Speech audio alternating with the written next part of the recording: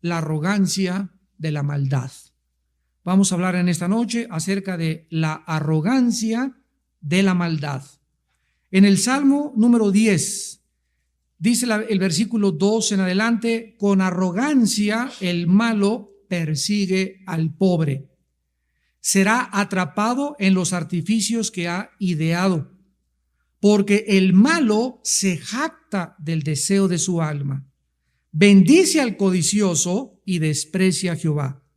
El malo, por la altivez de su rostro, no busca a Dios. No hay Dios en ninguno de sus pensamientos. Sus caminos son torcidos en todo tiempo. Tus juicios los tiene muy lejos de su vista. A todos sus adversarios desprecia. Dice en su corazón: no seré movido jamás. Nunca me alcanzará el infortunio. Llena está su boca de maldición y de engaños y fraude. Debajo de su lengua hay vejación y maldad. Se siente en acecho cerca de las aldeas. En escondrijos mata al inocente. Sus ojos están acechando al desvalido. Acecha en oculto como el león desde su cueva. Acecha para arrebatar al pobre. Arrebata al pobre trayéndolo a su red. Se encoge, se agacha y caen en sus fuertes garras muchos desdichados. Dice en su corazón: Dios ha olvidado, ha encubierto su rostro, nunca lo verá. Este mismo salmo vamos a verlo de una forma muy breve al terminar la conferencia y a extraer algunos puntos que pueden definirnos qué significa ser arrogante para con Dios. Acabamos de abandonar el siglo XX, un siglo caracterizado por una crueldad sin precedentes. Jamás en la historia del ser humano se había derramado tanta sangre como en el siglo XX. Víctimas de tiranos como Hitler, Stalin, Pol Pot, Mao Zedong, Saddam Hussein y Idi Amin se cuentan por millones. Solamente las víctimas de José Stalin se cuentan en más de 40 millones de personas. La inmensidad de la crueldad de estos hombres, que pueden ellos tener la capacidad de mandar matar a no miles, millones de personas, nos aturde emocional e intelectual y espiritualmente. Y nos hace estremecer también emocionalmente de horror.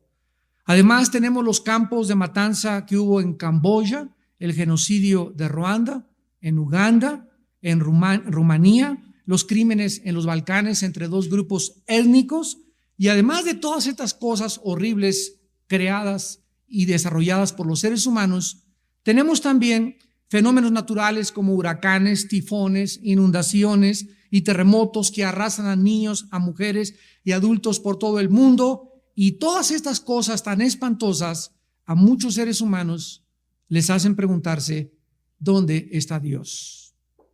¿Dónde está Dios? Porque Dios, si existe, no lo impidió. Porque si Dios existe, no le importa detener las tragedias. La mayoría de los ateos que han existido y que existen en este mundo basan precisamente su incredulidad por su falta de comprensión a todos estos sucesos, que aparentemente en sus mentes ellos no pueden explicar, no pueden en su lógica filosófica determinar si Dios existe, por qué permite estas cosas, y eso es, repito, precisamente lo que los lleva a desarrollar la ideología del ateísmo. Pero vamos a hacernos algún número de preguntas en esta noche, porque vamos a contestar estas preguntas a la luz de la Biblia. ¿Realmente la existencia de las cosas inexplicables y de las tragedias es una razón para justificar que alguien no crea en Dios? ¿Es una razón para poder basar tu incredulidad? ¿Es la simple presencia de todos estos horribles sufrimientos que desgarran nuestro corazón lo que realmente contradice la existencia de un Dios bueno y amoroso? O sea, por el hecho de que tú no entiendes lo que está pasando y desde lo que desde tu punto de vista consideras como crueldad, es justificable que tú concluyas en tu bitácora y que apuntes en tu resumen o en tu diario personal: después de contemplar el mundo y el basurero que es el mundo y las tragedias del mundo, concluyo, no puede haber Dios, porque de acuerdo a tu pensamiento, si Dios existiera, no permitiría tantas cosas malas que suceden en el mundo. ¿Es verdad entonces que la presencia del sufrimiento en el mundo significa la ausencia de Dios? O sea, por el hecho de que haya tanto sufrimiento, ¿esto implica que Dios no existe? ¿Es insuperable este obstáculo para tener fe? ¿Podrá alguien decir, yo no puedo tener fe mientras veo el mundo como se encuentra? Para creer con sinceridad en un amor que Dios manifiesta y en su omnipotencia, ¿tengo que pasar? Se preguntará alguien finalmente sobre la realidad del mal y del dolor a mi alrededor. Vamos a ver de qué forma nosotros vamos a responder con las Sagradas Escrituras estas interrogantes, cuestionamientos, incógnitas, aparentemente que no tienen explicación de acuerdo a la lógica elemental del ser humano. ¿De qué forma esta forma de pensar manifiesta arrogancia intelectual? Cualquier persona que acabe de hacer las preguntas que acabo yo de estipular y de establecer y verdaderamente crea estas preguntas que acabamos de hacernos, se llama arrogancia intelectual. ¿Por qué? Porque ¿cómo puede un simple ser finito, como somos nosotros los seres humanos, estar seguros de que en la infinita sabiduría de Dios, Él está tolerando ciertas maldades de corto alcance a fin de obtener más bienes de largo alcance que no alcanzamos actualmente a vislumbrar? Me voy a ir más despacio y les voy a explicar lo que anteriormente en las otras conferencias hemos postulado. Hace 2000 años un hombre colgaba en una cruz, desfigurado, hecho pedazos, sanguinolento, un espectáculo horrible. Hubiera horrorizado a cualquier persona, porque la muerte por crucifixión es de las muertes más horrorosas y tortuosas que un ser humano pueda atravesar. En ese momento, todas las personas hace 2000 años que se encontraban viendo la cruz del Calvario pensaban lo mismo. ¿Cómo puede este hombre llamarse hijo de Dios? Y si él es el hijo de Dios, ¿cómo puede su Padre, que es Dios todopoderoso, permitir que su hijo lo hayan despedazado en esa cruz? No, esto es imposible, porque si él fuera hijo de Dios, entonces podría responder cuando le gritaron, si eres hijo de Dios, desclávate y bájate de esa cruz y sálvate y sálvanos a nosotros también. Y toda esa comunidad, toda esa sociedad cultural en aquel tiempo no entendía intelectualmente por qué ese hombre era el hijo de Dios y cómo era posible que Dios dijera que amaba a su hijo y que en el bautismo de Juan dijo, sobre mi hijo tengo mi complacencia, en ese momento le hubiera abandonado. Pasaron cientos de años después de la crucifixión. Tenemos ahora la Biblia y ahora nosotros somos de las pocas generaciones privilegiadas en entender que lo que para el hombre era una debilidad, lo que para el hombre era una insensatez, lo que para el hombre es locura, para Dios representaba la más grande sabiduría del universo. Porque lo necio de Dios, dice 1 Corintios 1:25, lo necio de Dios es más sabio que los hombres. Y lo insensato de Dios es más grande que la imaginación. Y lo que el hombre nombra débil, insensato, absurdo, locura, no lo entiendo, para Dios representa sabiduría. O sea que Dios escoge deliberadamente esta forma de actuar para enloquecer la sabiduría de los sabios. Vamos rápidamente a 1 Corintios. Los que hayan desayunado esta mañana lo van a entender. En 1 Corintios capítulo 1, dice la Biblia en el versículo 18, porque la palabra de la cruz es locura a los que se pierden. ¿Ven ustedes?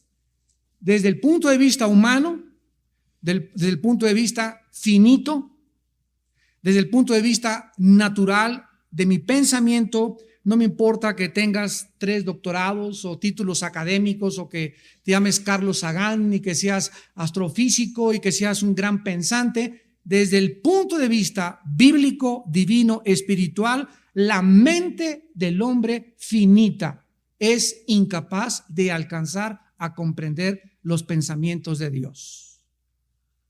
Simplemente a nivel científico, un científico ateo es un científico limitado, porque la ciencia, el científico tiene que reconocer, tiene forzosamente un límite.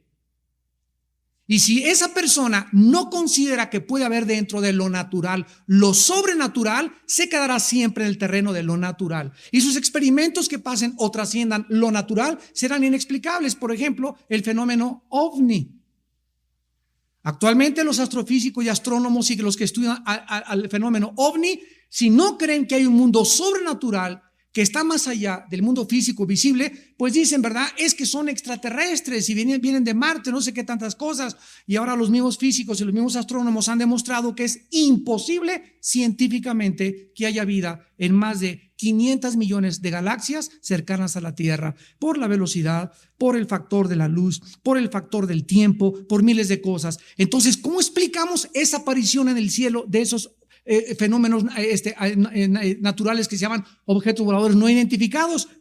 La Biblia es un libro que nos abre lo natural, nos permite entrar a lo sobrenatural y nos revela que no estamos solos. Un mundo nos vigila. No es cierto. Dios dice en la Biblia que estamos rodeados de seres extraterrestres. No son marcianos, venusinos, ni de otra galaxia. Son ángeles de Satanás, que tienen bajo sus órdenes a otros seres extraterrestres que se llaman demonios y que tienen el único propósito de engañar y desviar a los seres humanos de la verdad encontrada en la persona de Jesucristo. Entonces la Biblia nos abre este panorama y nos muestra que ahora sí, como entiendo que hay algo sobrenatural que trasciende lo natural, la Biblia es el único libro que nos explica qué es lo que sucede más allá de lo que la ciencia puede, limitada por sus investigaciones, descubrir o investigar.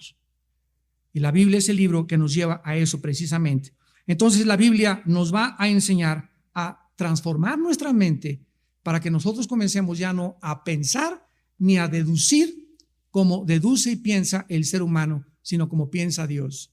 Dice en 1 Corintios 2 que tenemos la mente de Cristo. Entonces dice 1 Corintios 1:18, la palabra de la cruz es locura a los que se pierden, pero a nosotros, los que se salvan, es poder de Dios. O sea, fíjense ustedes, la cruz tiene dos efectos. En unos, causa que la persona diga, no puede ser, Dios está loco. Como el otro día vi al gurú Rajneesh. ¿Saben lo que dijo el gurú Rajneesh en un periódico de Los Angeles Times? Dijo, es que Jesús fue demasiado débil. Por eso perdió y fue crucificado. Yo dije, ja. Ahí está otro ejemplo de una persona que se cree que es gurú y que se cree que la meditación trascendental, etcétera, etcétera. Sin embargo, se enfrentan con el mensaje de la Biblia y para ellos es locura. Viene otra persona, ¿cómo puede Dios ser Dios si aquí hay sangre y que hay guerras? Yo no entiendo esto. Ahí está la comprobación de que con tu mente natural nunca entenderás la mente de Dios. Lo que para ti es locura, para Dios es sabiduría. Y dice el versículo 19, porque está escrito, destruiré la sabiduría de los sabios y desecharé el entendimiento de los entendidos. O sea que Dios hizo un plan. Y Dios dijo, cuando yo intervenga en el mundo, en el planeta llamado Tierra, y mande a mi Hijo Jesucristo, Él va a traer un mensaje que va a avergonzar y hacer más locos a los que se dicen sabios y entendidos. Y así como el pecado entró por el intelecto cuando Eva aceptó la mentira de Satanás de que Dios era mentiroso y que Dios no era bueno, porque el ataque de Satanás fue sobre dos áreas. Dios miente y Dios no es bueno.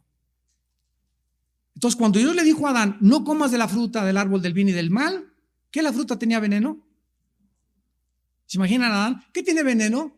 No, le contesta Dios. ¿Qué echa a perder? No, tampoco. Entonces, ¿por qué? Cállese y obedezca. O sea, cuando Dios le dio la orden a Adán, él estaba buscando un hijo que le obedeciera sin cuestionarlo. ¿Y por qué no lo cuestionaría? Basado en que lo que él dice es lo mejor para mi vida. El ataque a Satanás a tu vida, escúchame, va a venir sobre la bondad de Dios. Si Dios te dice no tengas sexo antes de casarte, viene el diablo. ¿Pero por qué? Hay que probar, hay que experimentar, todo el mundo lo hace. Pero si tú en tus pensamientos dices, Señor, yo no lo entiendo, pero te obedezco basado en tu bondad, en ese momento caminas por fe. Y sin fe es imposible agradar a Dios. Ahora bien, ¿de qué forma entonces esta manifestación intelectual arrogante de la mente humana nos muestra, verdad, que el hombre está totalmente equivocado? Vayamos ahora al libro de Romanos, regrésense de Corintios atrás, es un libro atrás de Corintios, Romanos 9. Vamos a ver algunos pasajes por los cuales el hombre es tan arrogante que él cree entender a Dios. Si Dios es Dios, si yo fuera Dios, yo no permitiría las inundaciones, ni las guerras, ni los genocidios, ni esas cosas tan horribles. Si Dios es amor, bueno, eso es lo que tú piensas. Pero Dios no piensa como tú piensas, sus pensamientos son diferentes y Él quiere que lo entendamos. Romanos 9, versículo 20 al 23, y dice, mas antes, oh hombre, ¿quién eres tú? Renacuajo, para que alterques con Dios. ¿Dirá el vaso de barro al que lo formó, por qué me has hecho así? ¿O no tiene potestad el alfarero sobre el barro para hacer de la misma masa un vaso para honra y otro para deshonra? ¿Y qué si Dios, queriendo mostrar su ira y hacer notorio su poder, soportó con mucha paciencia los vasos de ira preparados para destrucción, y para hacer notorias las riquezas de su gloria, las mostró para con los vasos de misericordia que Él preparó de antemano para gloria? ¿Qué nos está diciendo la Biblia? Nos está diciendo lo siguiente: yo soy el alfarero, es una persona que se dedica a hacer objetos de barro. Entonces hago una cazuela de barro y le doy forma a la cazuela de barro, y entonces después de que hago esa cazuela de barro necesito meterla al horno para que el horno pueda ya solidificar su masa y pueda ya, etcétera, etcétera, hacerla ya estable y después sacarla. Mientras el vaso de barro está dentro del horno, el vaso, si pudiera pensar, diría: mi amo no me quiere, porque me está aplicando mucha presión, mucho calor. Ya, y comenzaría a gritar: sáquenme de aquí, sáquenme de aquí.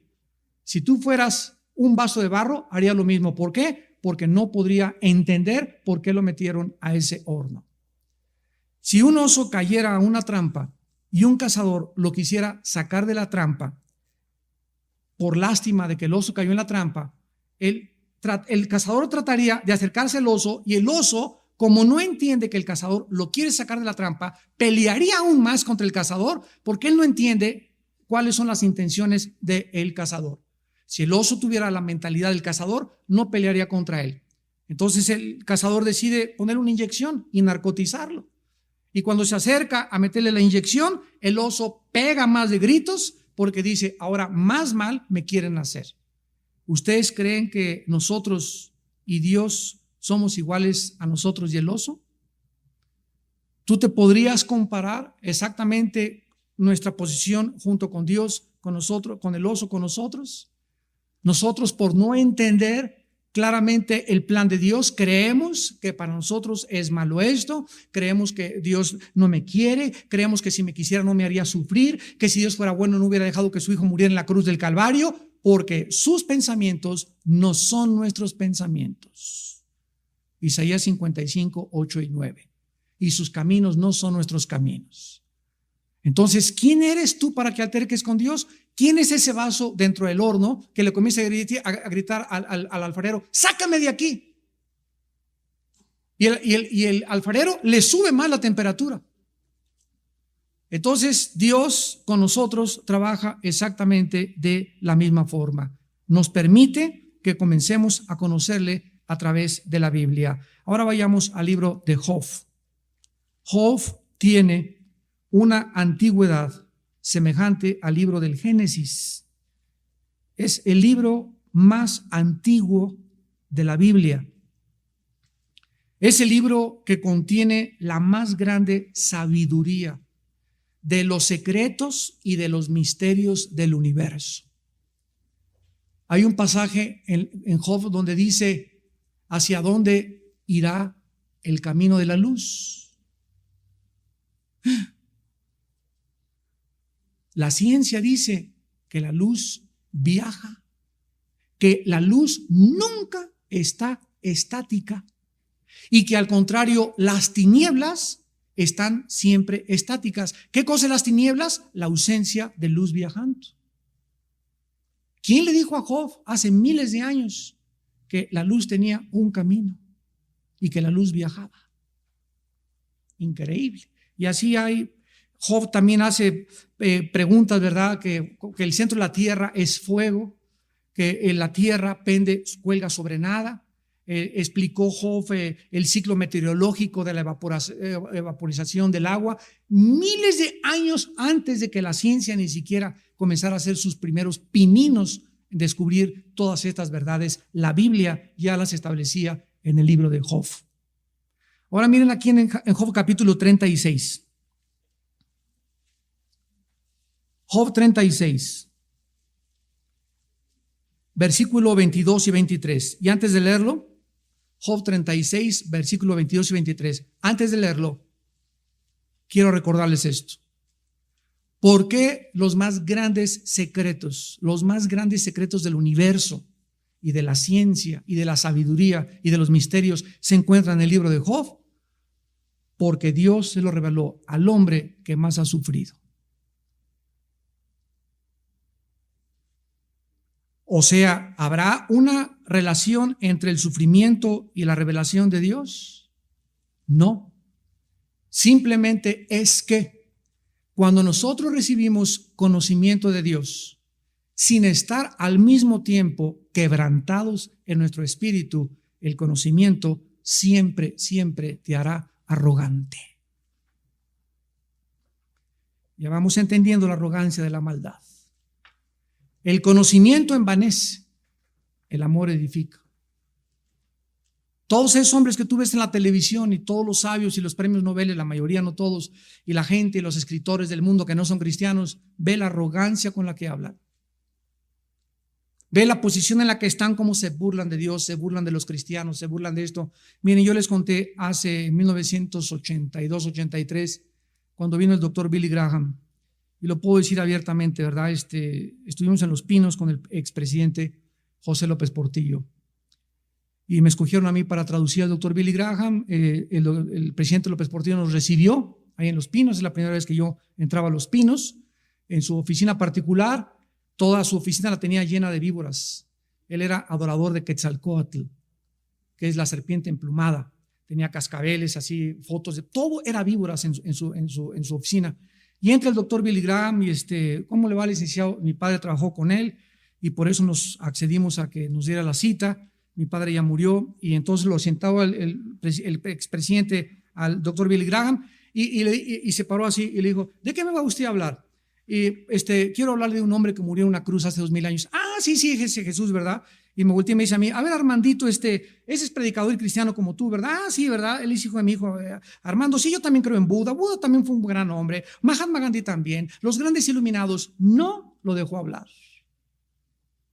No pudo considerar este hombre político en el máximo legislatura y el máximo clima que puede aspirar un hombre políticamente, la presidencia de un país. No pudo considerar por su arrogancia intelectual que ese hombre pudiera aportarle algo que pudiera bendecir su alma. La arrogancia de la maldad. Y así están todos: científicos, psiquiatras, psicólogos, presidentes, políticos, diputados, senadores. Se creen, como dicen en mi tierra, la salsa en huevo. No soportan, no creen que pueda haber alguien que les enseñe. Dice Job 36, 22 y 23. He aquí que Dios es excelso en su poder. ¿Qué enseñador semejante a él? Número 1, ¿crees tú? Vamos a asumir que Dios exista que pueda haber alguien más que te pueda enseñar como él? ¿Podrá enseñarte algo más Mahatma Gandhi? ¿Tu gurú? ¿Tu maestro de meditación trascendental?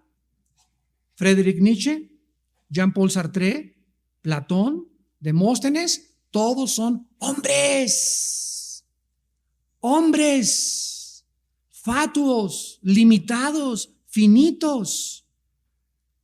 Nuestra inteligencia, nuestra capacidad nunca podrá alcanzar la infinitud de Dios. Si el hombre quiere conocer a Dios, no lo va a alcanzar por sus pensamientos. Es necesario, dice la Biblia, que Dios se revele a nosotros.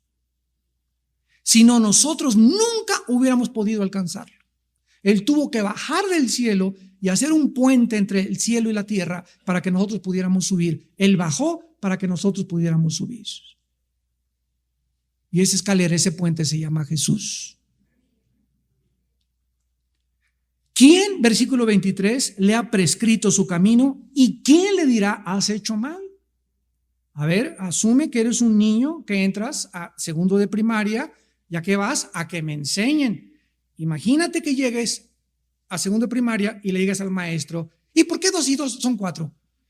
Y a ver, explíqueme, ¿por qué un niño de 3 años, cómo nacen los niños? A ver, mamá, explica cómo nacen los niños. ¿Sabes una cosa? Mira, mijito, ahorita tienes que aprender aritmética, después vamos a pasar a las sumas, multiplicaciones, después a raíz cuadrada, quebrados, matemáticas, logaritmos, cálculo diferencial, ecuaciones, y todo tiene su proceso de aprendizaje. Pero si tú estás en segundo y quieres aprender cosas de quinto o de sexto, no es de que seas bruto, es de que tu cerebro no está desarrollado, ni tu capacidad intelectual para poder asimilar y recibir lo que solamente con el desarrollo se puede obtener.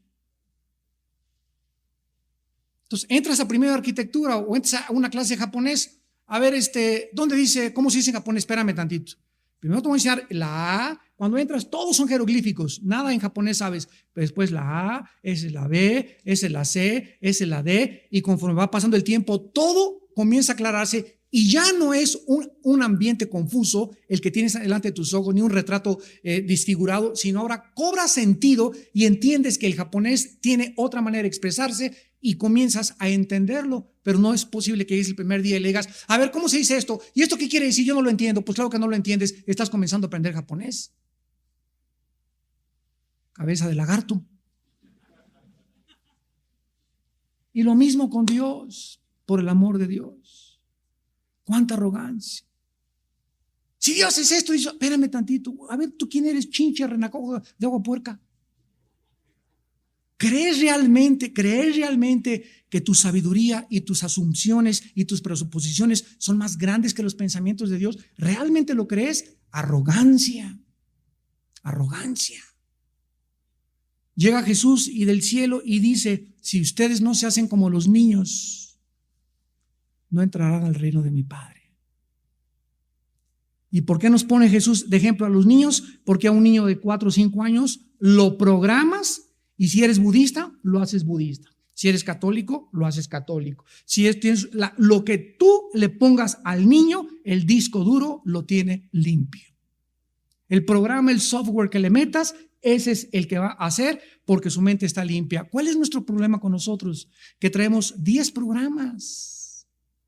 Traes el programa de Stalin, el programa de Marx, el programa de Freud, el software de Sartre, el software de Hitler, de los nazis, del liberalismo, etcétera, etcétera. Y cuando Dios quiere meter nuestro programa, necesitamos limpiar el disco duro totalmente. Necesitas ir al hospital de una computadora para que te saquen toda la información y te programen de nuevo, para que te configuren el cerebro que tienes.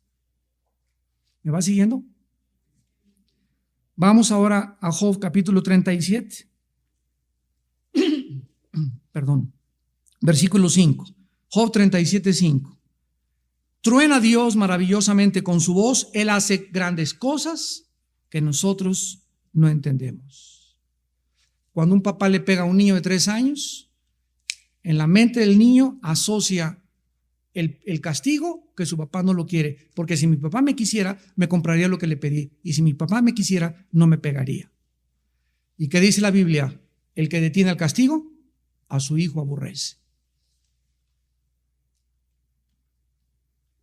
cuando fueron a sacar a Hussein de Irak, los periodistas y los medios de comunicación comenzaron a propagar esta mentira. Se están vengando de los terroristas. Y cuando vi la palabra venganza en los periódicos, dije que lejos estamos aún de la Academia de la Lengua y la Literatura Española de Cervantes. Ni siquiera sabemos la diferencia entre venganza y retribución. Cuando la policía va a Tepito a buscar a los criminales o a buscar a un secuestrador, no se están vengando de los secuestradores, están buscando traer a la justicia a los que son amenazas a la sociedad. Y eso no es venganza. Y cuando comenzamos a definir los términos y a entender cómo se ha alterado la forma de pensar, ahora le llaman al adulterio una cana al aire. Al robo, el comunismo le llamó expropiación.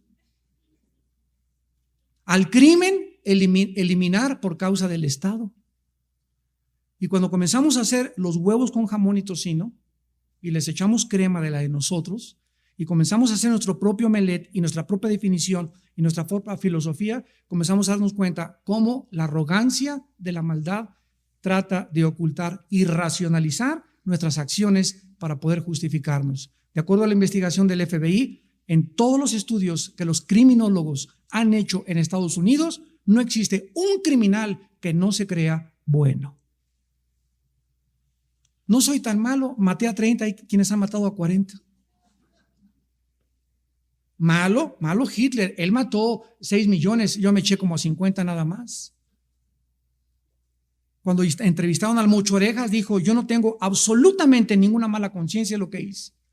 Para mí era algo que aceleraba todo mi sistema nervioso, el secuestrar. Y era una necesidad como la droga. Así confesó este hombre. Nos damos cuenta a dónde puede llegar la arrogancia y la maldad de cauterizar el alma y suprimir la voz de Dios en el corazón humano. Job 37, versículo 20. Será preciso contarle cuando yo hablare, por más que el hombre razone, quedará como abismado. Por más que el hombre razone, quedará como abismado. Job 40, versículo 2. ¿Es sabiduría contender con el omnipotente? El que disputa con Dios responda a esto.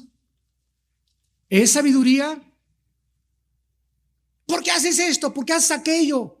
¿Será esta una actitud sabia de un ser humano? Si yo fuera tú, no hubiera permitido estas cosas. Esta persona está mostrando una arrogancia. O sea, ¿qué es realmente la arrogancia? La arrogancia es creer o actuar con prepotencia, arbitrariedad, creerse suficiente, creer que el mal pagará bien, que el mal va a triunfar, que nada me pasará, que no necesito a Dios y que Dios no me ve. Esto es la arrogancia intelectual de la maldad. ¿Es sabiduría ponértela al brinco a Dios? Más bien, ¿no sería más honesto, tanto filosófica como racionalmente, tomar esta actitud? Padre, no entiendo qué pasa en el mundo. Es un basurero el mundo, Señor. Por todos lados maldad, por todos los lados lloro. Dios mío, explícame qué está pasando. Quiero saber, explícamelo tú y yo te oiré. Ve qué diferencia en actitud.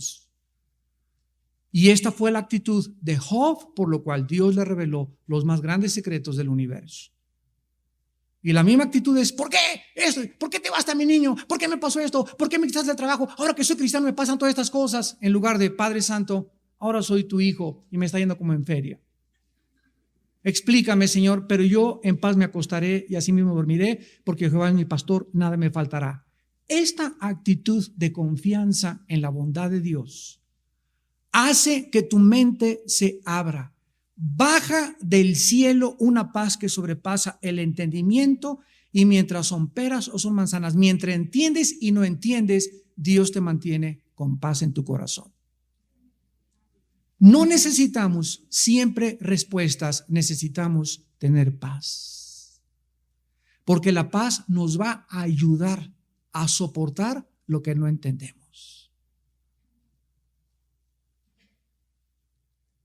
Dice en Job 40, versículo 8, ¿invalidarás tú también mi juicio? ¿Me condenarás a mí para justificarte tú? Desde el inicio de la creación del mundo, Caín mató a Abel. Y Caín es el primer prototipo de la arrogancia y la maldad. Se acerca a Dios y le dice a Caín, ¿dónde está tu hermano? Y contesta en Génesis 4:9, ¿acaso soy yo guarda de mi hermano? ¿Qué arrogancia de la maldad de Caín? ¿Qué acaso yo soy la nana de mi hermano? ¿Por qué me estás preguntando eso a mí? Y lo mismo nos dice Dios en el siglo XXI, ¿dónde está tu hermano? Y tú me puedes contestar en esta tarde que acaso yo tengo que consolar a la persona que está junto, que acaso yo tengo que traerle las tortillas a mi madre, que acaso me tengo que someter a mis padres, que acaso no tengo por qué ser fiel a mi esposa. ¿Dónde está tu esposa? A mí no me importa, tengo otras mujeres en mi mente y soy adicto a la pornografía. Cuando comenzamos nosotros a permitir que la arrogancia invada el corazón, comenzamos a volvernos extraños en nuestras relaciones interpersonales. Y comenzamos a deshumanizarnos donde no me importa nadie más que yo. ¿Cuántos cristianos, no levanten la mano, van a las iglesias? Es que me voy a otra iglesia porque aquí nadie me ama. Ando buscando una iglesia donde me amen, donde me den Coca-Cola, palomitas, sean buenos, vayan a mi casa, me visiten.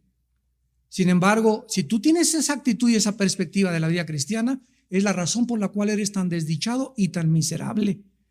Porque Jesús no vino a servirnos, sí, no vino a que lo sirviéramos, sino nos vino a servir.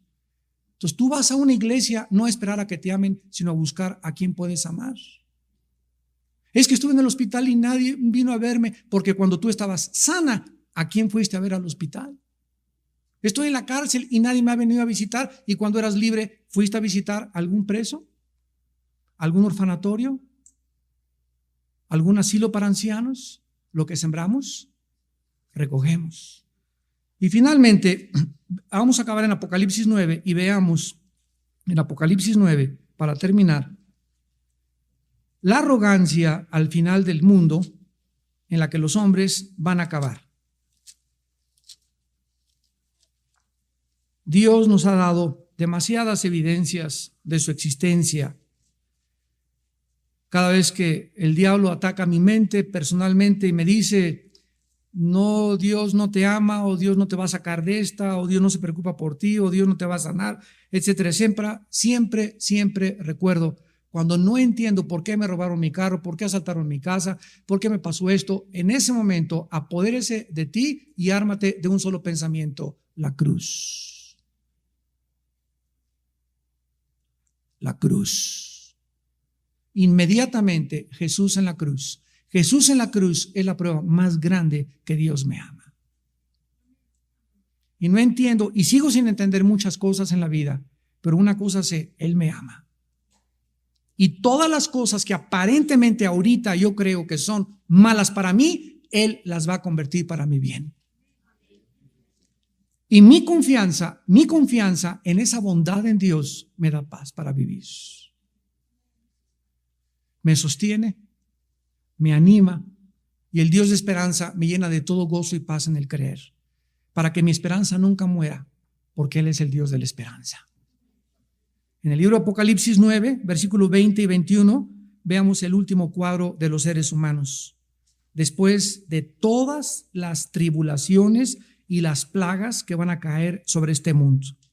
Dice Apocalipsis 9, 20 y 21. Y los otros hombres que no fueron muertos con estas plagas, ni aún así se arrepintieron de las obras de sus manos, ni dejaron de adorar a los demonios y a las imágenes de oro, de plata, de bronce, de piedra, de madera, las cuales no pueden ver, ni oír, ni andar.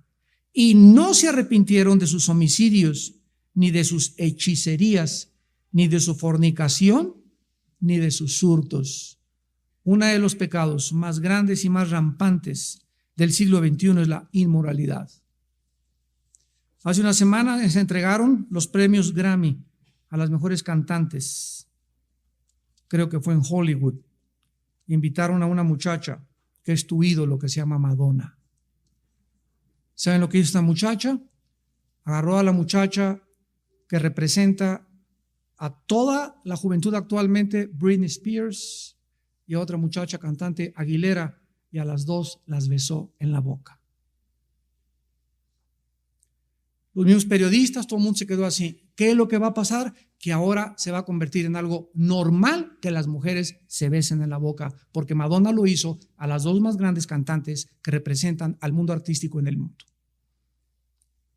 ¿Y qué es lo que está haciendo el diablo? Tomar mujeres como ella, como Michael Jackson, políticos, filósofos, a través de los cuales expresar una nueva ideología, un nuevo estilo de vida, que son las gentes que más el mundo adora e idolatra, y hacer las cosas que parezcan normales cuando Dios le llama a la homosexualidad y al lesbianismo pecado.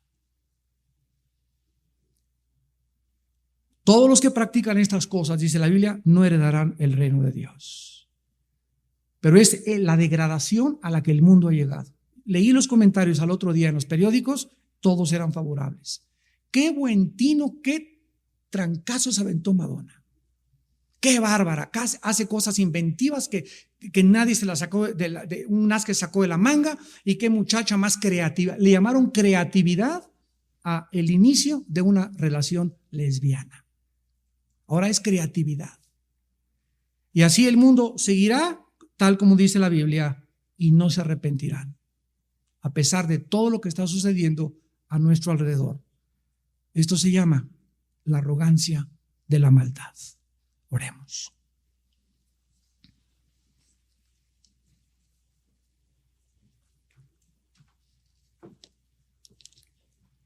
Con arrogancia el malo persigue al pobre.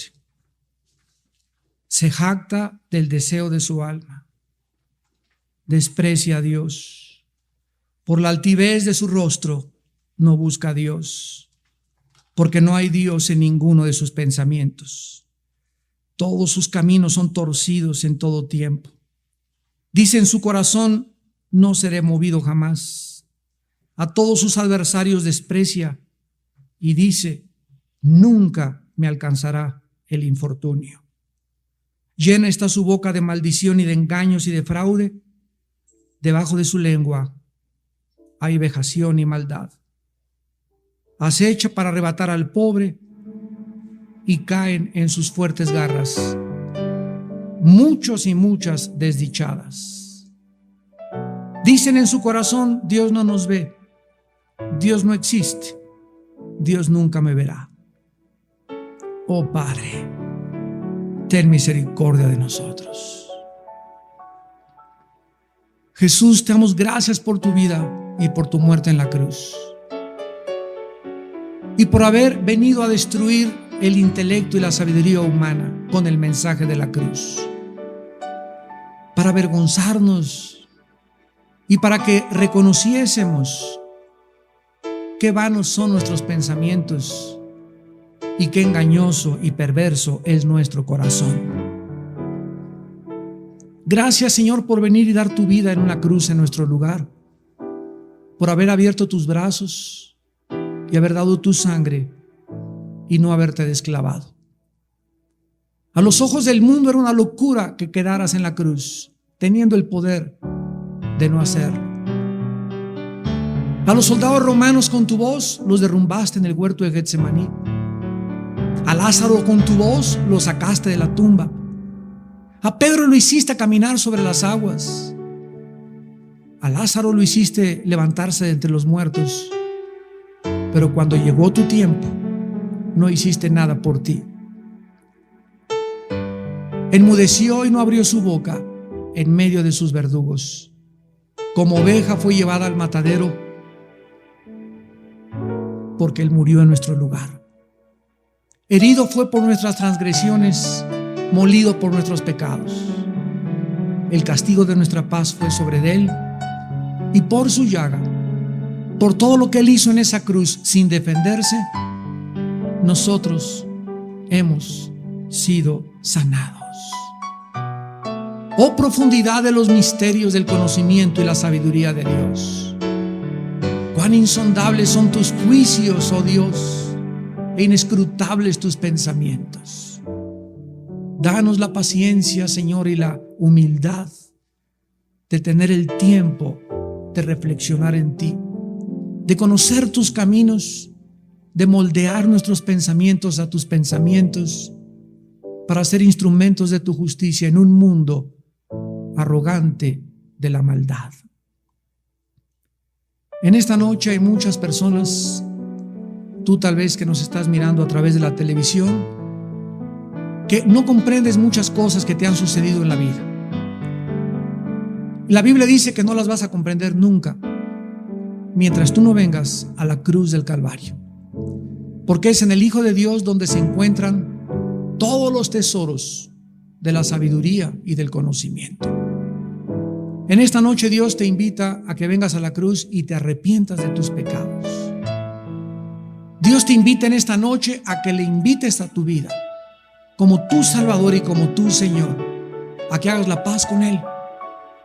Y a través de esta paz podrás con el tiempo conocerlo y entender que Dios es bueno, que Dios es fiel, que Dios es santo, que es misericordioso y que pronto viene por nosotros.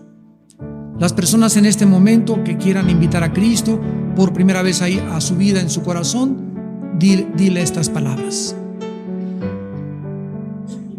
Dile: Señor mío y Dios mío.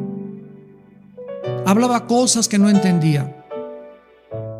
He sido arrogante creyendo que puedo comprender lo que va más allá de mi capacidad pensante. Perdóname. Perdóname porque he pecado contra ti y reconozco que mi vida se ha equivocado. Reconozco que vivo en un camino equivocado de pecado y yo no quiero vivir más de esta manera. Creo que tú en la cruz diste tu vida en mi lugar, derramaste tu sangre. Creo que a los 3 días te levantaste entre los muertos y creo que vienes pronto por mí. Señor Jesús, te pido a ti, Hijo del Dios Altísimo, que en este instante entres a mi vida como mi Señor y mi Salvador. Que me salves, que cambies mi manera de pensar y que me hagas pensar como tú piensas y vivir como tú viviste. Gracias por tu muerte en la cruz y gracias porque salgo en esta noche con tu paz. Con tu paz de saberme perdonado, perdonada y que ahora tengo la vida eterna.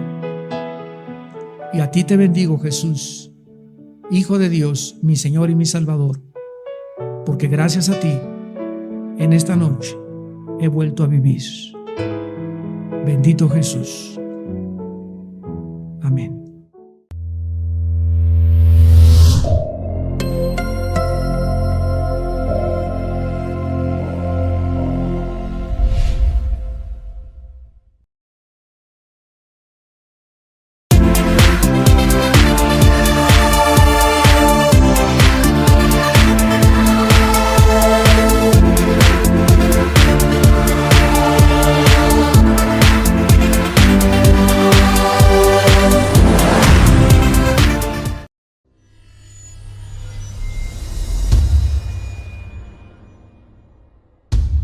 Estamos estudiando la serie Dios y la existencia del mal.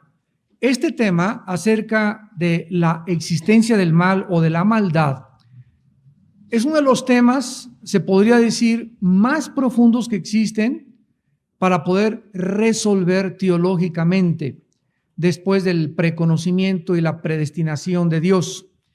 Porque muchísima gente, como hemos visto en las primeras conferencias, sobre todo ateos, siempre usan o esgrimen como excusa el que, pues si Dios es bueno, ¿por qué permite el sufrimiento? Y yo no entiendo cómo puede Dios ser amoroso y misericordioso si permite la maldad. O si Dios es todopoderoso, ¿por qué no acaba ya con Satanás?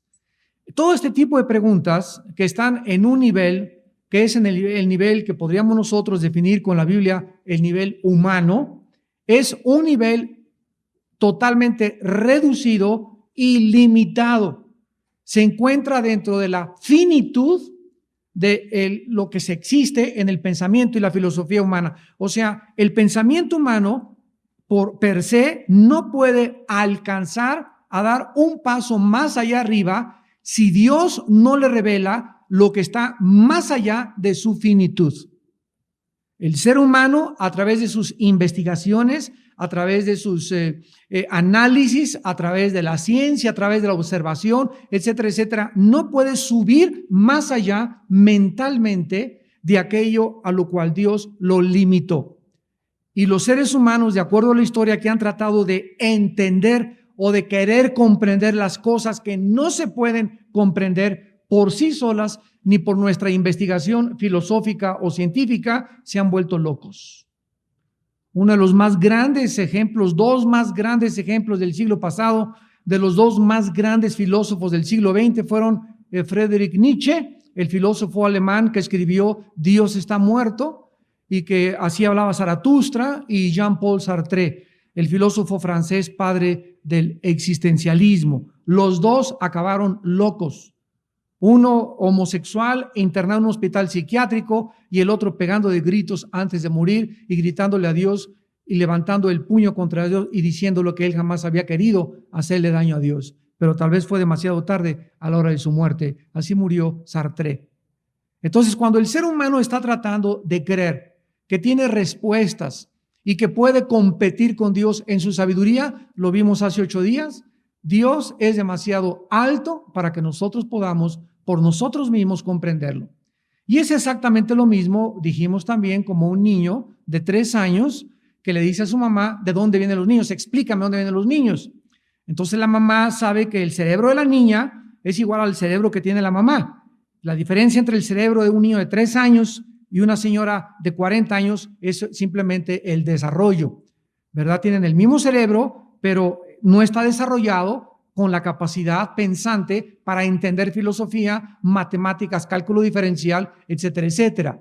Entonces, así vemos cómo el cerebro humano va desarrollándose mientras conocemos y aprendemos, pasamos de kinder a primaria, secundaria, prepa, puedes estudiar tu carrera, puedes tener un posgrado, un doctorado, una licenciatura, etcétera, etcétera, y nuestra capacidad es limitada. Y cuando llegamos ya a esa limitación, nos damos cuenta que necesitamos a Dios. Este es el problema de los científicos que son ateos. Un científico que es ateo tiene que comprender que cuando la ciencia no le puede explicar el más allá, ni lo que trasciende la capacidad para poder investigar a través de la observación, porque ¿qué es la ciencia? Es la observación nada más. Un científico no puede descubrir nada si no se puede observar y probar en un laboratorio. Entonces, cuando esto se enfrenta en nuestra vida, nos damos cuenta que necesitamos una revelación porque existe lo sobrenatural y existe otra dimensión que no es la de las 4 dimensiones en la que vivimos y en la que solamente Dios nos los puede revelar. Cuando venimos a la Biblia, encontramos, por ejemplo, esto en 1 Corintios 2, versículos 6 al 8. Sin embargo, hablamos sabiduría entre los que han alcanzado ¿qué cosa? Estos temas que estamos aquí tratando los jueves, Dios y la existencia del mal, para muchos se han empachado totalmente. Otros salen de aquí, ¿verdad? Girando, otros pues no le entiendo y no te preocupes, dentro de 5 años lo vas a entender. Pon el casete otra vez y lo vas a entender, o lo vas a entender dentro de los próximos 3 meses o el año que entra. Pero si tú te enfrentas con algo o con explicaciones que te es difícil comprender, es como cuando llegas a estudiar álgebra, ¿verdad? Al principio los binomios y las incógnitas y los logaritmos pero comienza el maestro a despejar incógnitas y a explicarnos esto y comenzamos a entender y nos damos cuenta que no entendíamos porque no nos habían explicado y nuestro cerebro no estaba desarrollado porque antes del álgebra necesitamos matemáticas y aritmética. Entonces, sin saber aritmética ni matemáticas no puedes llegar a estudiar álgebra en el primer año de primaria. Tienes que comenzar con sumas, restas, multiplicaciones, etcétera, etcétera. Y así es en el ámbito y en la dimensión espiritual. Esta sabiduría que estamos hablando, estos temas tan profundos de la existencia de la maldad, los hablamos entre los que han alcanzado madurez. Me quiero ir muy despacio en esta tarde. Vamos ahora, no pierdan esta hoja, 1 Corintios 2, y vamos a saltarnos a Hebreos capítulo 5, para que la Biblia nos explique quiénes son los que han alcanzado madurez. Y tal vez es una respuesta para ti en esta tarde de por qué no entiendes. Porque hay muchos que deberían ya entender. O sea, ya tienes 5 años en Cristo, 8 años en Cristo, y deberías ya entender. Pero hay un problema en tu vida espiritual por lo cual sigues sin entender. Y lo explica Hebreos 5, del 12 al 14. Porque debiendo ser ya maestros, después de tanto tiempo, tenéis necesidad de que se os vuelva a enseñar cuáles son los primeros rudimentos de la palabra de Dios. Hay cristianos que necesitan volver otra vez, se les necesita volver a recordarles, hermano, todos los días ora, hermano, todos los días lee tu Biblia, hermanos, todos los días memoricen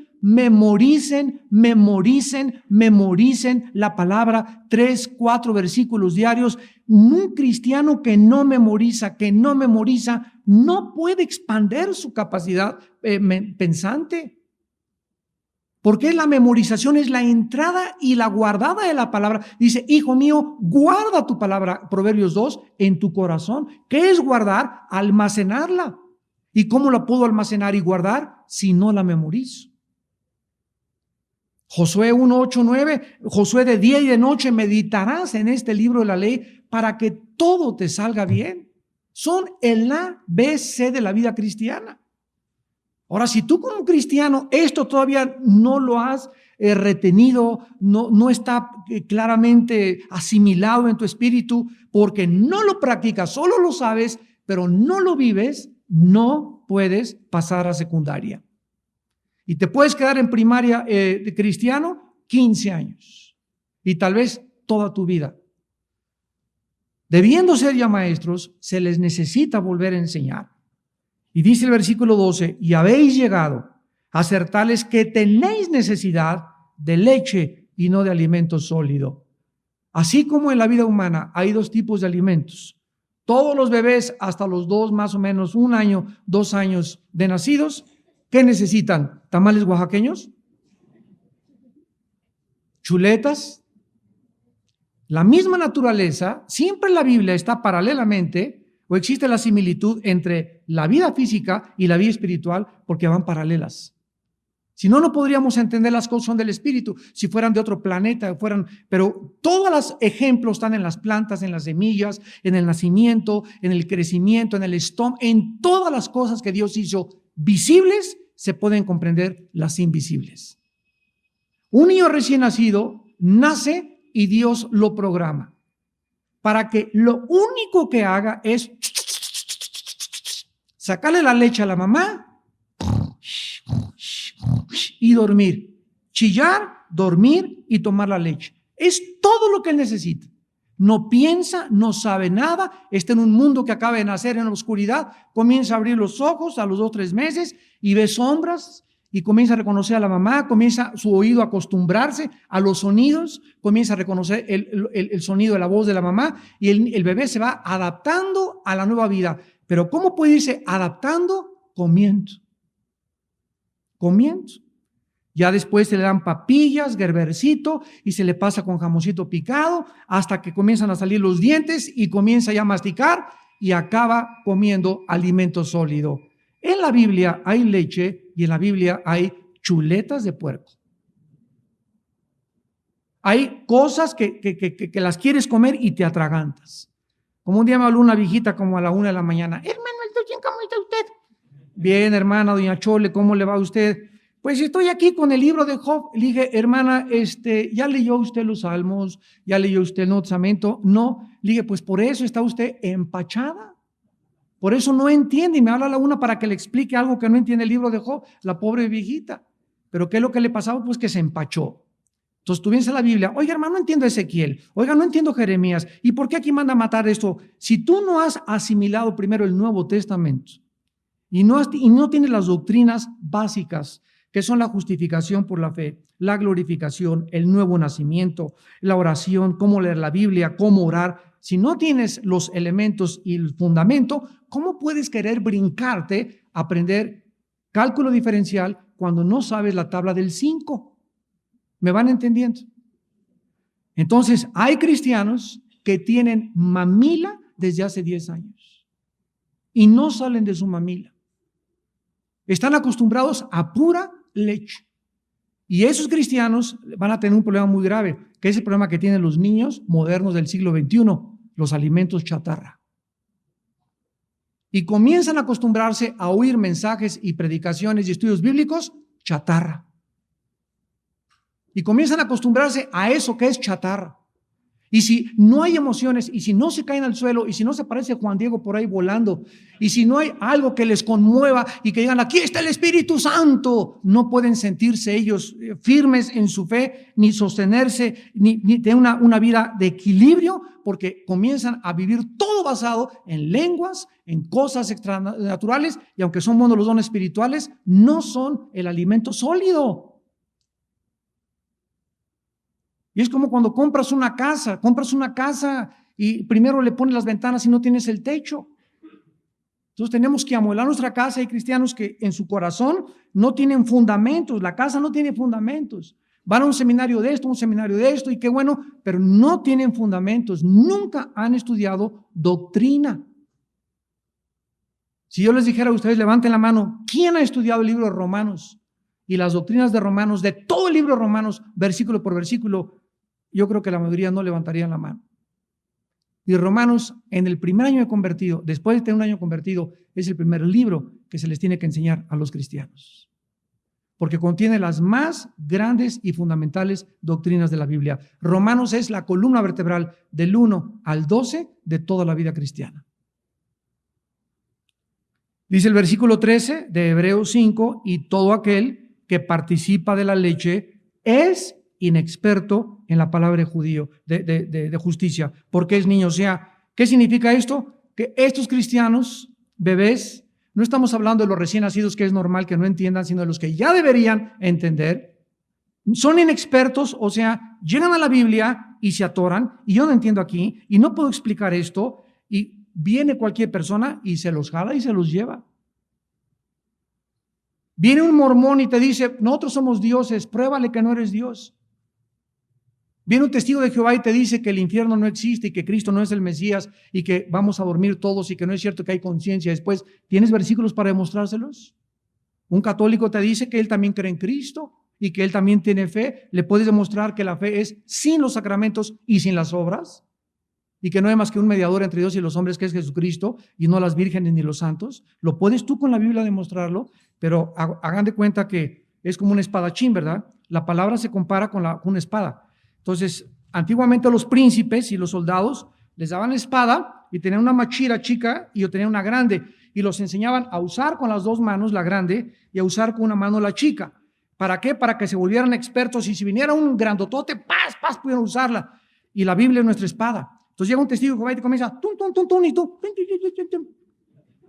no sabes espadear, no sabes meterte, no sabes poder derribar los argumentos, no sabes quitarle esas filosofías que él tiene, porque no las sabes manejar. Eres inexperto.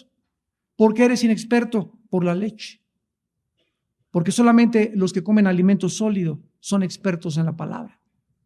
Y dice finalmente el versículo 14, nuestra explicación, pero el alimento sólido es para los que han alcanzado. ¿Qué dice 1 Corintios 2? Hablamos sabiduría entre los que han alcanzado madurez. ¿Quiénes son los que han alcanzado madurez? Los que comen alimento sólido ya. Ahora, ¿cómo puedes llegar a la madurez? Versículo 14. Los que por el uso tienen los sentidos. ¿Cuántos sentidos tenemos? Vista, olfato, gusto, tacto y oído. Son los 5 sentidos, las 5 ventanas del alma. Entonces, yo todos los días, cuando salgo a la calle, y tú también, tengo abiertos mis ojos y tengo abiertos mis oídos. Yo tengo que aprender a ejercitar, a no ver lo que Dios no quiere ver.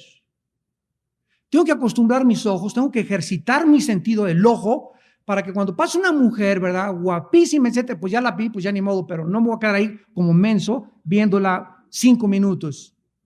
O no voy a pasar y voy a ver una revista pornográfica, voy a ver a las mujeres, o tratar de evitar un programa de televisión. Voy a acostumbrar mis ojos a cambiarle de canal y no retener mi vista ahí. Voy a acostumbrar mis oídos a no oír cosas que le desagradan a Jesús. Ni chismes, ni groserías, ni chistes tontos, aunque sea mi familia, y voy a comenzar a acostumbrar mi boca a no meterme, ¿verdad?, conchas de la tía Rosa para cenar. Grasas, colesterol. Voy a acostumbrar todo absolutamente a no tocar. Voy a acostumbrar todo para que mis sentidos puedan estar ejercitados. Ahora fíjate, a través de este ejercicio, de esta disciplina, dice la Biblia, disciernes entre el bien y entre el mal. Los que por el uso tienen los sentidos ejercitados en el discernimiento. Escribe por favor la palabra discernimiento. Significa distinguir entre el bien y entre el mal. Entre el error y la verdad. Entre lo blanco y lo negro, entre lo dulce y lo amargo. Hay una palabra en Romanos 1 que se usa para los degenerados y depravados moralmente, los homosexuales, etcétera, etcétera. Y es que Dios los entrega a pasiones a una mente reprobada. Esa palabra mente reprobada significa una mente que no discierne entre el bien y entre el mal. Y una vez, el otro día, bueno, no hace mucho tiempo, está un muchacho, ¿verdad?, muy quebrado el muchacho. Y le digo, ¿sabes una cosa? Cristo te ama y Él dio su vida por ti en una cruz, etcétera, etcétera. Me dice, no, es que yo soy mujer. Yo le dije así de una forma vulgar, agresiva y ruda, ve y bájate los calzones en el espejo y ve si eres mujer. Las mujeres tienen órganos femeninos y tú tienes órganos masculinos. Entonces, ¿por qué tu cuerpo te miente y te dice que no eres mujer? Eres hombre, le dije. Y tu constitución física te muestra que eres hombre y Dios te hizo como un hombre. Pero si nosotros no entendemos eso es porque llegan los seres humanos que ya no, imagínate, que un ser humano ya no distinga, ya no sepa qué es. Si es hombre o mujer. Qué triste, ¿verdad? De acuerdo a la Biblia, es un juicio de Dios. Se llama mente reprobada. Regresamos a 1 Corintios. Y esta madurez, pues, no la vamos a alcanzar si no ejercitamos. Es un ejercicio diario. Mr. Olympia, esos músculos no los adquirió en 3 meses. Los adquirió en años de estar levante y levante y levante pesas. Ana Guevara no corre como venado ni como gacela de la noche a la mañana. Le entrevistaron el otro día y le preguntaron, dinos un secreto de tu éxito. Y dijo, no tomo, no fumo, no me acuesto con nadie, no voy a fiestas, no voy a discos, etcétera, etcétera. Quiero pagar el precio. Lo que dice 1 Corintios 9, 25 y 27. El que es atleta, de todo se abstiene. Ahí está. Hace poco estaban sacando un reportaje por qué los de la América ya no la hacían, porque se volvieron unas nenas. En el Hotel Princess, por aquí, por allá, bien pagados, etcétera, etcétera. Llega Beckenbauer o como se llama este holandés. Y ya saben lo que les dijo a la América, se va a levantar a tal hora, no quiero esto, no van a fumar en esto, no van a ir a discotecas, estas cosas, y que no, lárguese, porque le autorizaron a hacer eso. Y se necesita una disciplina férrea para ser atleta. No se puede, quiero destacar aquí la estrella, se vuelven vedettes los jugadores, los deportistas, los atletas, se vuelven vedettes, nenas. ¿Por qué? Porque comienzan solamente a ser admirados y no saben que no dura. Son 5 o 10 años los que pueden jugar fútbol, ya a los 30, 35, ya no te contrata nadie. Y tú tienes que dar durante toda tu juventud lo mejor que puedas, pero tú nunca podrás ser un buen atleta, ni ser una Ana Guevara, ni ser un clavadista como Joaquín Capilla lo fue, etcétera, etcétera, si no pagas el precio de la disciplina. Hablamos sabiduría entre los que han alcanzado madurez. Y dice el versículo 7 de 1 Corintios 2, que esta sabiduría de Dios es una sabiduría en misterio o escondida o oculta. Vayamos a Mateo 13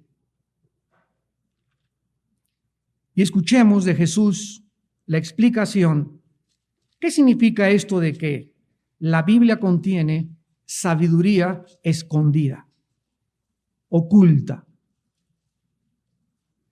En Mateo 13, versículo 13, Jesús está hablando y dice, por eso les hablo por parábolas, porque viendo no ven y oyendo no oyen ni entienden, de manera que se cumple en ellos la profecía de Isaías que dijo, de oídos oiréis y no entenderéis, viendo veréis y no percibiréis.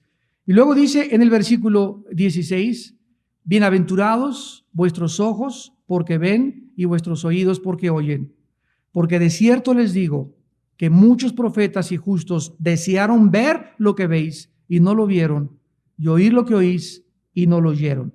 Jesucristo les está diciendo a los discípulos, el sembrador salió a sembrar, una parte cayó junto al camino, otra de las piedras, otra en las espinas, otra cayó en buena tierra, y todos estaban oyendo.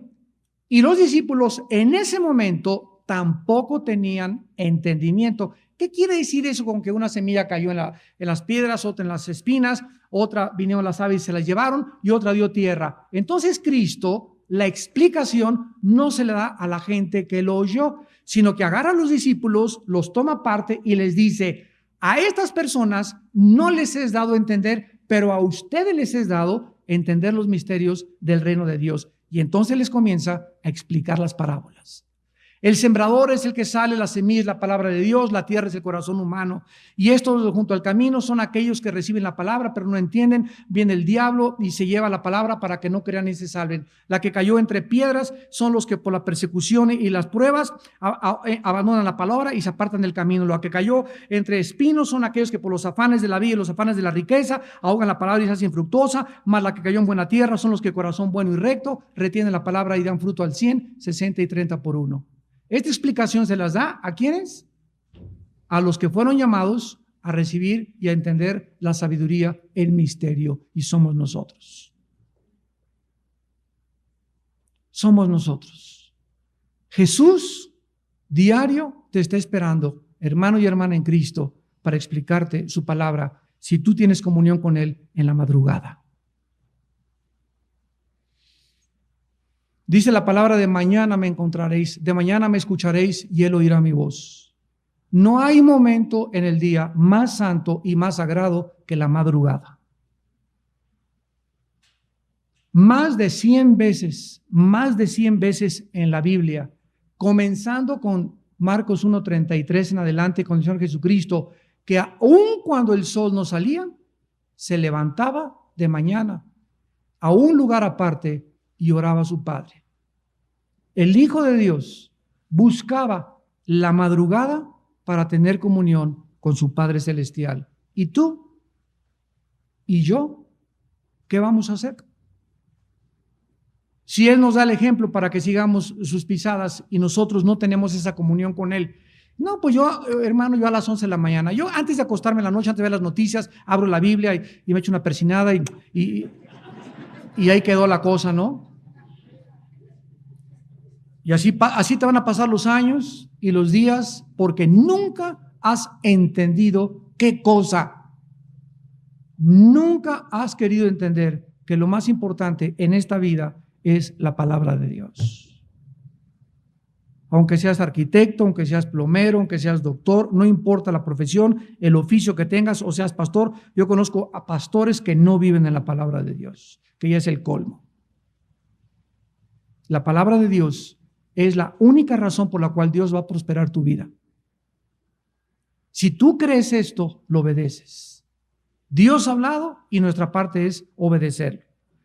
Terminamos aquí en 1 Corintios para pasar a la segunda parte y dice el apóstol Pablo que esta sabiduría escondida, oculta, que Dios predestinó, versículo 7, antes de los siglos para nosotros, para nuestra gloria, la que ninguno de los príncipes de este siglo conoció, porque si la hubieran conocido, nunca habrían crucificado al Señor de gloria. ¿Se acuerdan lo que les conté que dijo el Dalai Lama? Y se lo dijo a Juan Pablo II, al Papa, que Cristo, de acuerdo a su consideración, había sido un perdedor porque se había dejado crucificar. El mundo, la sabiduría de Dios no la entiende. Vimos ya que el mundo vio la cruz hace 2000 años y vieron a ese hombre hecho pedazos. Si Él es Dios, ¿por qué su Padre, qué no lo ama Dios? ¿Por qué deja que lo despedacen? ¿Cómo puede un padre dejar que a su hijo lo despedace en la cruz si tiene el poder para quitarse a los enemigos? ¿Cómo es posible que no se haya defendido si Él tiene el poder de levantar a los muertos? ¿Por qué no se baje la cruz y por qué no se salva Él mismo y salva a los demás? Dios enloqueció el intelecto humano en la cruz para demostrar que para que alguien comprenda sus caminos nos tienen que ser revelados. Y pasó el tiempo y nosotros ya entendemos que lo que parecía en esa generación un desastre, una terrible tragedia, algo que no podía ser real dentro de nuestra capacidad finita, Dios lo consideraba sabiduría y poder. El poder y la sabiduría de Dios, escondida en la crucifixión de Cristo. Y saben algo, que todo el universo, el átomo, las galaxias, la Biblia, la teología, todo gira alrededor de la cruz. En la cruz se encuentra la sabiduría y el poder de Dios. Si estas personas, saben ustedes que la guerra más grande que ha existido no va a ser la Tercera Guerra Mundial ni el Armagedón. Ya tuvo lugar hace 2000 años en el Monte Calvario. En el Monte Calvario se dieron cita todos los poderes de la maldad y de Satanás y del infierno. Todos los ángeles y los demonios se citaron todos a las 3 de la tarde en el Monte Gólgota. Y bueno, si hubieran podido ver el mundo espiritual, la gente era como un avispero así alrededor de Cristo. Todos los demonios acercándose a Cristo. Ahí está, tonto, loco, ya ves, esto y el otro. Y Jesús ni siquiera abría su boca. Padre, perdónalos porque no saben, tanto los seres humanos como el mundo invisible. Él estaba, y además de toda esta presión de Cristo, y además de todo esto de desprecio y vituperio y gritos de los demonios, de los ángeles caídos, del espectáculo que fue hecho, el Padre lo abandona y lo deja solo en la cruz. Y es cuando Jesús grita: Dios mío, ¿por qué me has desamparado? La respuesta es: por nuestros pecados. Al que no conoció pecado, por nosotros se hizo pecado. 2 Corintios 5:21. Para que nosotros fuésemos hechos la justicia de Dios en él. Mas él herido fue por nuestras rebeliones, molido por nuestros pecados. El castigo de tu paz y mi paz fue sobre él, y por sus llagas fuimos nosotros curados. Dios escogió lo vil y lo menospreciado y lo insensato desde nuestra manera de pensar, y para él representa el poder y la sabiduría de su gloria. Este es el Dios que servimos, y es por eso que la Biblia nos muestra continuamente que tenemos que comenzar a pensar así, porque tenemos la mente de Cristo. Miren ustedes a Abraham. Abraham, vas a ser papá. Gracias, Señor. Qué bueno, alabío, alabado, limón, mi hijo, ra. Pasan 25 años, Dios habló una vez, pasan 25 años, Abraham llega a los 100, Sara tenía casi 90 y nada de hijo. Van con el ginecólogo y les dice: ni con Viagra. Pero ni con nada, ¿verdad? Entonces, esta es la forma de trabajar de Dios. Dios nos deja llegar a lo último de nuestra capacidad humana para ahí Él manifestarse y decirnos: yo soy Dios. Dios te cierra las puertas para que no encuentres trabajo en ningún lado, para que llegue un momento donde digas: Señor, si no eres tú el que me abres la puerta y si no me acerco yo a ti, jamás podré salir adelante. Y ahí Dios actúa milagrosamente. Pero Dios es experto en llevarnos al final de nuestra vida, para que la gloria sea para Él.